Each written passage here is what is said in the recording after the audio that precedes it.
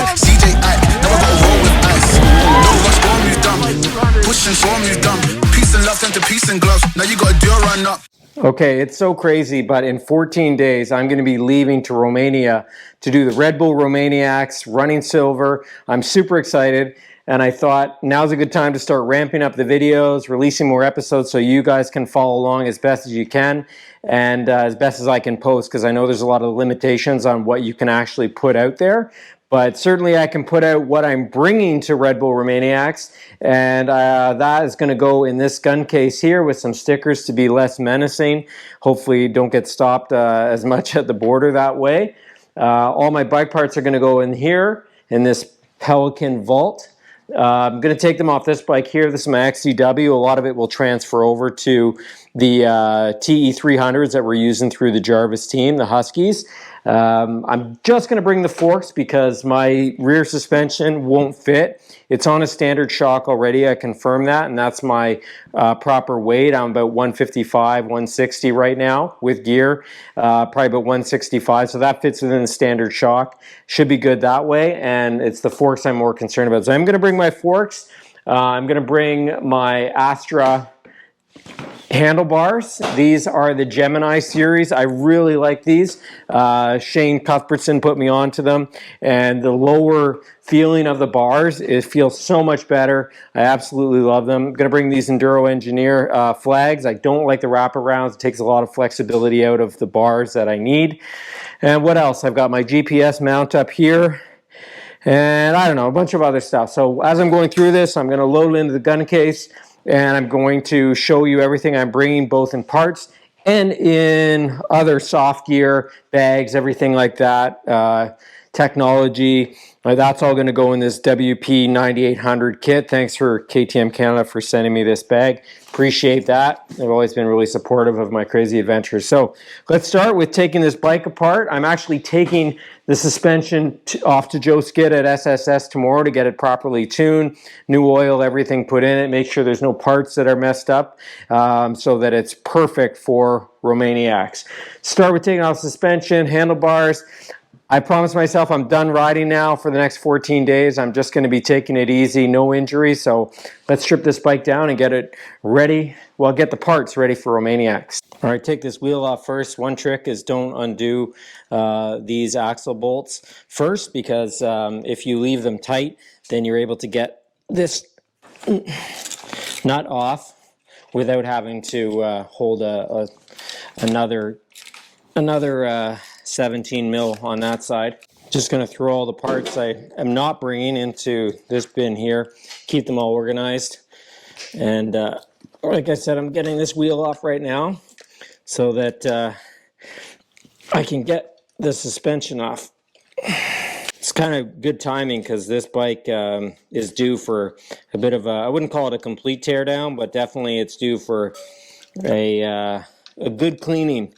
Take apart, and not down to the frame, but all the other stuff that's easy to get on and off, and just make sure that everything is good to go. I'm probably going to be running this bike at the Corduroy and almost certainly at Battle of the Prospectors. This is my hard enduro bike. I don't know if you can see in the background there, but my 350 is back there. That's the one I'm using for XCs and everything fast and flowy. This one is more slow and difficult, just to be safe. All right, I got these Cherbis protectors. They've been working pretty well. I'm running the, as you can see, I'm running the WP Explore Pro suspension here. I absolutely love this suspension, and I love what Joe has done to it. Joe Skid at SSS. They were originally cone valves, and Joe recommended that I change it up a little bit. I don't know exactly what magic he did in there, but the actual physical cone valve has been taken out, and now it's got a sprinkle of SSS magic to it, and they are just phenomenal for almost everything. I was out on Kawartha on the weekend, and when I was there, I changed my clickers away from what I normally run in hard enduro, which is like 21. I changed it down to 13, and even though there was some technical stuff, they were still really good for everything. And definitely helped a lot when you're getting up to those higher speeds, because Kawartha can be pretty fast in some parts, especially in the Somerville forest. See, there's a lot of dirt on these. Another thing I should mention from experience in traveling overseas in the past to Erzberg is you really want to make sure that you clean up your stuff really, really well. There's often problems with bringing suspension across the borders, and the more you can do to minimize that problem and controversy, then the better. And it starts with having very clean equipment, parts, everything like that. But you may find that some airlines just won't let you fly with suspension that has compressed gas. Now these are a spring fork, so hopefully that doesn't give me any problem, and I'm not bringing the shock. One thing you could do is you could, on your shock, is you could take out all the nitrogen, and then hopefully they believe you that there's no compressed gas in it, and then you should be okay. One thing I always do when I take off the brake caliper is I just throw these bolts back into where they belong. That way, not only do I not lose them, but I don't mix them up for other bolts that may not fit. I want to show you something else I have that I absolutely love. I don't know if you can see here. I'm trying to get this a bit closer. But this is a stand from Princess Auto, and they go on sale all the time. I think I got this one for 120 bucks. And they have these clips. It's a stand that comes right up, so you can have great access to the bike, but also it clips into the pegs here. And the nice thing about that is if you take off the suspension, the whole bike just wants to go back or forward, becomes imbalanced. So this keeps the bike very stable to where you want it to be while you're doing these bigger repairs. You can strip it right down to the frame this way, as long as you keep the foot pegs on. These are a bit harder. These are a bit harder to take off up top, and the reason being is I usually go 16 pounds torque up top, and then below on the lower triple clamp I only go about 10. And that may seem light, but it prevents any binding down here. I got that tip from a KTM mechanic at the cord one day.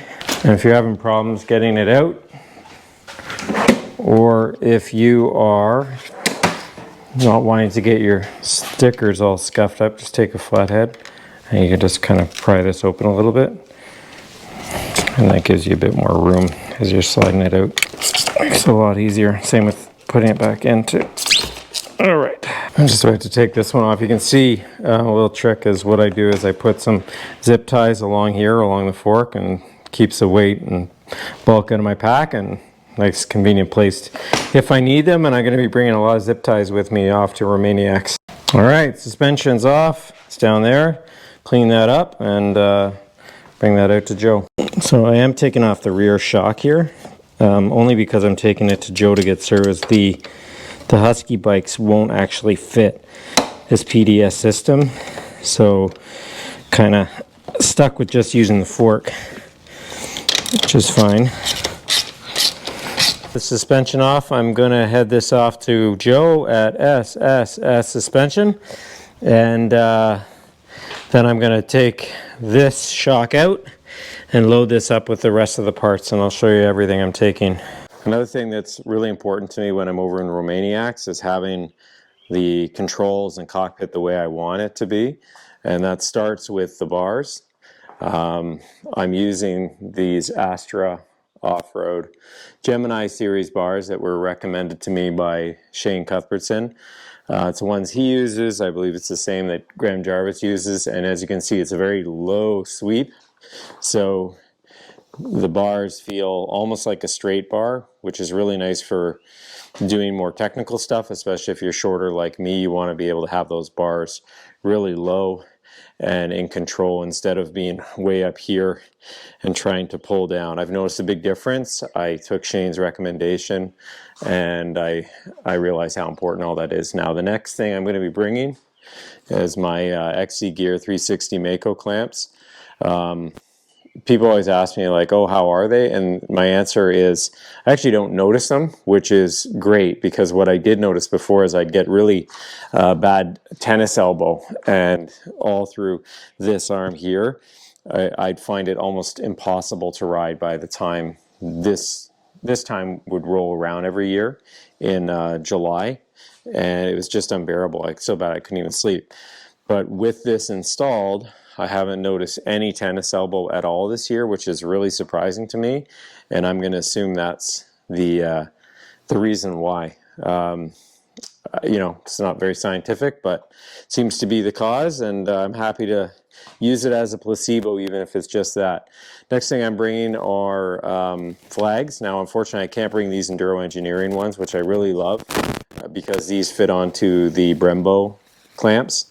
The Husqvarnas that we're using over in ROMANIACS use brake tech, so I'm going to just be bringing some more standard flags, just the Iturbis, what do they call them, Unicos, and they're just easy. They'll fit on the universal. So let's get all this stuff off and then get those important parts packed up. Another thing I'm going to do is I'm actually going to bring over some T-wrenches, some tools, not tools that I'm going to carry with me as I'm riding. I've got special tools for that. But one thing I noticed at Erzberg is when you get to use rental companies, they're all great and they have fantastic mechanics. But the issue often is you're waiting in line for other people to get their bike set up as well. And when that happens, you know, you'd just rather not be wasting time, especially for smaller stuff like this, what I'm doing right now. I can do this in, you know, like just a couple minutes.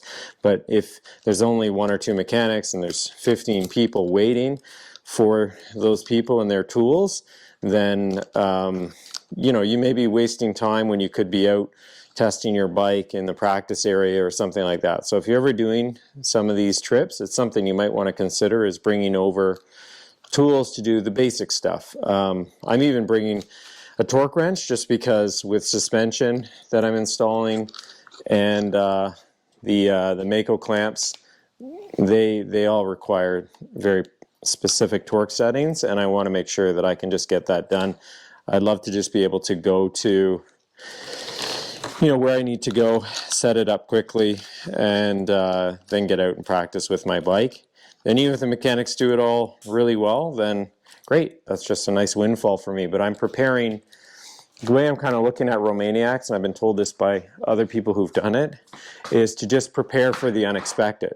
And I think if you look at it that way and thinking, you know, assume there's not going to be tools, assume there's not going to be that immediate support, assume everything is left to you and your responsibility, then within reason, of course. I'm not going to bring stuff I don't need, but if you the more you can assume that, the easier all of this is going to be, because you're just going to see everything as nice windfall. So if we show up and there's a mechanic ready right there to change my bar, suspension, and everything, and there's no one in line waiting, then that's fantastic. It's better than I expected. But if you go in with that expectation of, I need all these tweaks done to my bike and I want to get out and practice immediately, then you're kind of setting yourself up for disappointment. And I really think you have to learn to go with the flow in situations like this. And Erzberg was a pretty good lesson in that respect, just because when you're sharing resources, you know, we're not used to that as dirt bikers, because we're usually the ones doing all of this.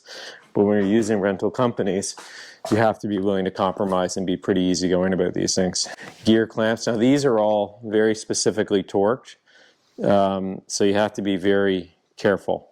These are all 12.5 pounds of torque, so that's why I'm going to bring that. I'm going to bring a small torque wrench, torque ratchet rather, and get that done, so that way I don't have to worry about waiting for maybe perhaps the one torque wrench that's there that everyone's waiting for to do whatever.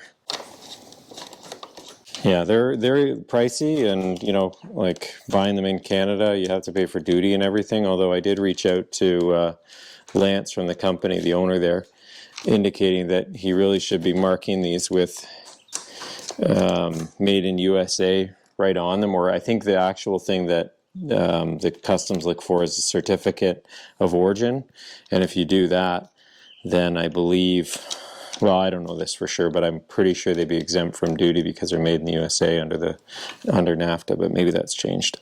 All right, so if you're wondering what these XE gear Mako clamps look like underneath. These are the polymers, and there's different different colors, which are different, I guess, absorbency rates. I can see this one actually is probably time to change it up. I think they're only good for about 20 hours or so. And then there's another one that's under here, and they're not quite all that expensive. I just haven't got around to ordering one.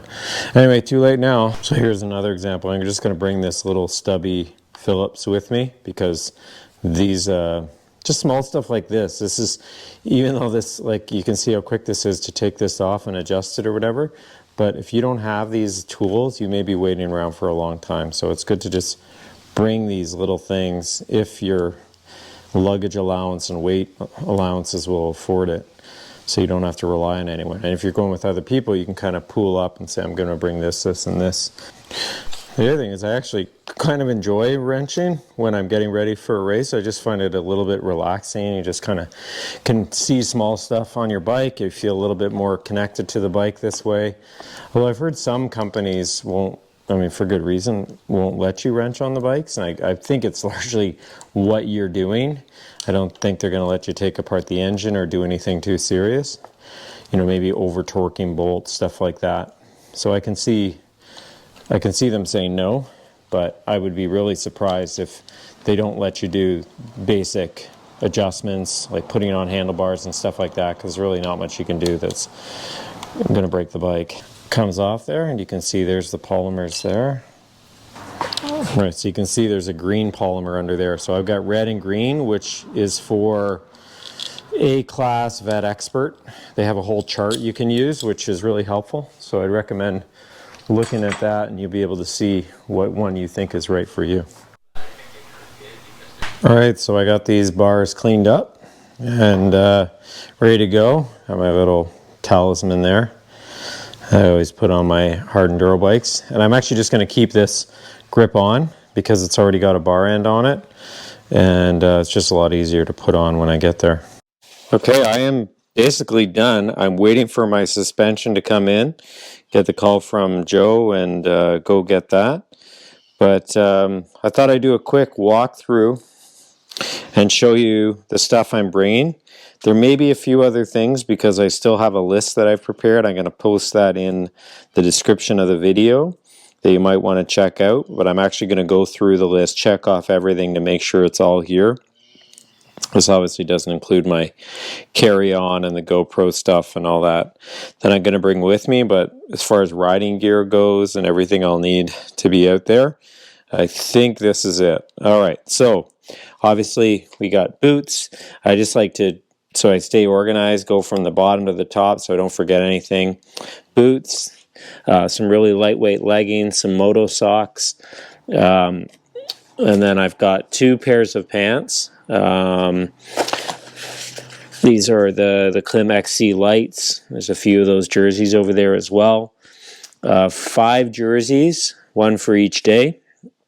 Although I think I probably only needed 4, but I like some of the jerseys, so I'm going to bring them. Figure I'll wear the Canadian one on the prologue day. Some gloves. I think I've got 4 pair here. 1, 2, 3. I thought I had 4, but right now I just see 3. That should be enough. My armor, I'm still on the fence of whether I'm going to wear this. I'll wear it for the prologue, but I'm not sure if I'm actually going to wear it during the ride itself. It just gets so hot when you're doing hard enduro in the tougher sections. So I'll make the call then. I've got an underlayer in case it gets a little bit cooler. My helmet. 1 pair of goggles, but I'm going to bring another pair, so I'll have 2 pairs of goggles. Same pair, that way I can change out lenses. I'm going to use a dual pane lens. I've got this OGO 9800 bag. For my next piece of luggage, I've got this Pelican Vault. It's a gun case, but put some stickers on it to take away that menacing look to it, and then I've got this nice sticker that Joe gave me, which hopefully will help with any problems. But keep in mind that suspension can always be a problem trying to get across, so you have to be prepared that this stuff may not get sent, which could be a big problem. But the biggest thing they're concerned about is compressed gas. I'm just bringing the forks, so none of that is in there. It's just a spring fork, so it shouldn't be a problem. Okay, let's go through what's inside. I've got my XC gear clamps, my Astra Gemini series bars that I just took off. And here I've got some snacks, bars. I'll probably throw a few more bars in here. I've got room for it. Some Breathe Right strips, which I find really help. Lots of Ziploc bags. In case it rains, gets wet, I can throw a bunch of stuff in there for my pack that I'll show you in a minute. Some Usui Body anti-chafe stick, KT tape, latex gloves, heart rate monitor that I wear when I'm riding. I linked that up with my Garmin watch. That's really accurate. A whole lot of BioSteel packets that I can put into drinks and water when I come to rest stops. Restore some electrolytes, some energy gels, 24 of them. I've got some more over here. And then here I've got my GPS with a J mount, an extra bladder. I'm bringing a torque wrench, and then these are the essential parts as I see it. Sorry, the essential tools and parts. Some bar ends, extra boot straps in case I break one, power valve adjuster. Some extra levers are in there for my model of the bike that I'm using. Unfortunately, I had to buy ones from Rocky Mountain, some Tusk ones, because the Brembo ones that I normally use on KTMs aren't going to work. So got that, a lot of zip ties, and anything else miscellaneous I'm just going to throw in here. Some microfiber towels that are always nice to have on you, dry towels. Moving to the stuff that I'm carrying on me while I'm racing, I thought it would make sense to pack it all in the way that it's going to be. That way I don't have to be fussing as much when I'm over there. So I've got two Usui packs. One is a raw 12 liter pack with a 3 liter water bladder.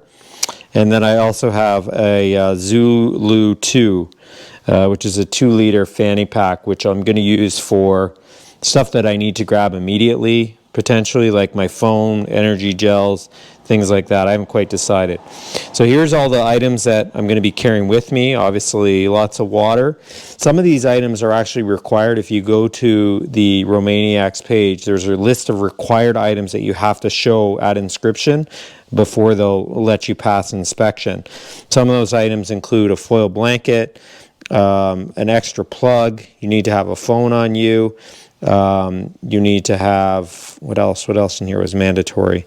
A pencil, and a few other items.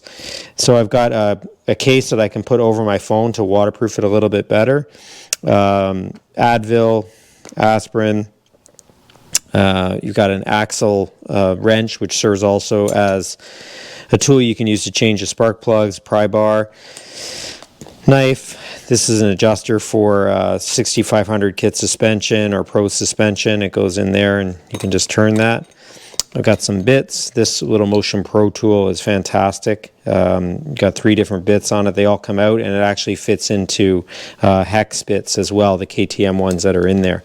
So it's really adaptable. I strongly recommend getting that. It's only $30. You need a waterproof shell, some sort of shell, as you're going into the mountains. So I've got this nice Usui one, and those are the items that I'm going to be carrying on me. Probably a few more, but I want to stay as lightweight as possible, and this looks like a good balance of all of that. So yeah, there you have it. Those are the items that I'm off to ROMANIACS with. I encourage you to check out the list that I'm going to post, and if you have any suggestions, please let me know, and I hope you found this video helpful. Maybe someone's watching this in the future and heading off to ROMANIACS. So good luck, and I'll see you out there on the course.